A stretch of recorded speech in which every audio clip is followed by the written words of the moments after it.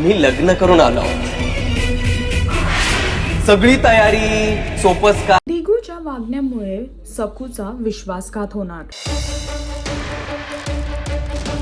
सखा माझा पांडुरंग या मालिकेमध्ये दिगू माणिक बरोबर लग्न करून जेव्हा घरी येतो आणि ज्या प्रकारे तो सकूशी वागतो त्यामुळे सकूला फार दुःख झालं आहे. सकू फार भावुक झालेली आहे कारण की दिगूने आता सकूला सगळी तयारी आणि सर्व सोपस्कार करायला सांगितला आणि जे करणं सकूसाठी फार कठीण आहे कारण की दिगू आणि माणिकचं लग्न झालं आहे आणि ह्यासाठी तिला आता फार दुःख झालं आहे की हे सर्व काय घडून आलं तिच्या नशिबी. तयारी सोपस्कार सखूच करेल.